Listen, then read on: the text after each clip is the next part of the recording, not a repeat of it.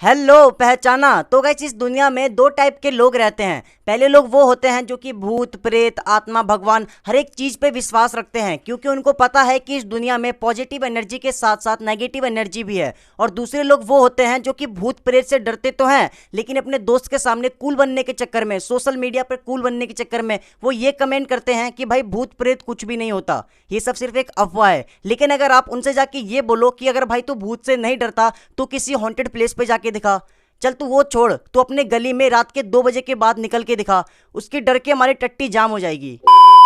Guys हमारे देश में कई सारी ऐसी बिल्डिंग है जिसको लाखों करोड़ रुपए लगाकर बनाया गया, लेकिन वो बिल्डिंग आज एक खंडर है, वहां पे कोई भी नहीं रहता। और उन्हीं में से एक बिल्डिंग है मुंबई के मीरा रोड की ये बिल्डिंग, जिसे मुंबई के लोग भूतिया बिल्डिंग के नाम से जानते हैं। साल 2001 में ये बिल्डिंग पूरी तरीके से बन के तैयार हो गया था, लेकिन फिर ना जाने यहाँ पे ऐसा तो क्या हादसा हुआ जिसकी वजह से इस बिल्डिंग को लाखों करोड़ रुपए लगाकर बनाने के बाद भी ये बिल्डिंग आज बंद पड़ी है।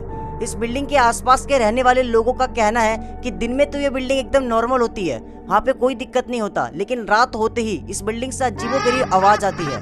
कहा जाता है कि जब ये बिल्डिंग बन रही थी उस टाइम टू टाइम यहाँ पे हादसे होते ही रहते थे, और उन्हीं में से एक हादसा है आतिफ का। साल 2000 में इस बिल्डिंग का नवा माला बन रहा था। दिन के टाइम में यहाँ पे 100 से लेकर 150 मजदूर काम किया करते थे, लेकिन रात को थोड़े से कम, और आतिफ को रात की ही शिफ्ट मिली थी। और लेकिन आतिफ वहाँ पे अकेला काम नहीं करता था, उसके साथ 2 लोग और थे, फैजल और सुनील। आतिफ 8वें माले पे काम कर रहा था और फैजल और सुनील 9वें माले पे काम कर रहे थे। लेकिन अचानक से फैजल और सुनील को 8वें माले से किसी की गिरने की आवाज आती है। उन दोनों को लगता है कि शायद आतिफ को कुछ हुआ है। वो भागते हुए जाते हैं, वो देखते हैं तो आतिफ अपना काम कर रहा होता है, आतिफ को कुछ भी नहीं होता है।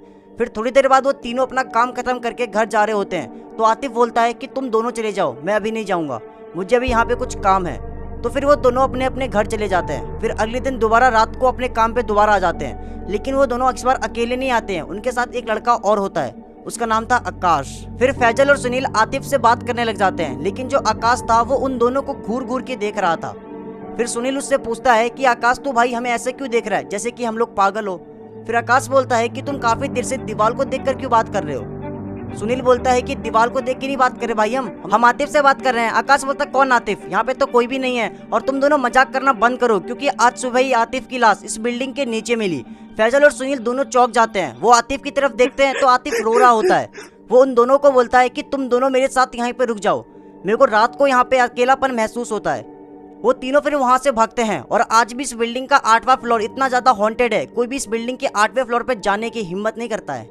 इस बिल्डिंग में एक सिक्योरिटी गार्ड है जो कि इस बिल्डिंग का देखभाल करता है। उनका कहना है कि दिन में यहाँ पे सब कुछ नॉर्मल रहता है, कई सारे यूट्यूबर्स आते हैं यहाँ पे, वीडियो बनाते हैं, ब्लॉग बनाते हैं, लेकिन अगर आपको यहाँ पे सच में भूत देखना है तो आप रात को यहाँ पे 2 बजे के बाद आइए। तो गैस ये थी मुंबई की मीरा रोड की भूतिया बिल्डिंग की कहानी, जो कि यहाँ के आसपास के रहने वाले लोग बताते हैं। अब हम लोग इन सब बातों पे विश्वास करें या ना करें, लेकिन यहाँ के आसपास के लोगों का तो यही कहना है। और अगर गाइस आपके पास भी कोई हॉरर स्टोरी है या आपके साथ ही कोई भूतिया घटना हुआ है तो आप मुझे इंस्टाग्राम पे मैसेज कर सकते हो, ये मेरा इंस्टाग्राम हैंडल है। मैं आपकी स्टोरी को आपका नाम लेके पक्का सुनाऊंगा, ठीक है गाइस। तो चलो गाइस मिलते हैं नेक्स्ट वीडियो में, वीडियो को लाइक कर देना, चैनल को सब्सक्राइब कर देना, ठीक है गाइस। मिलते हैं नेक्स्ट वीडियो में, बाय बाय गाइस।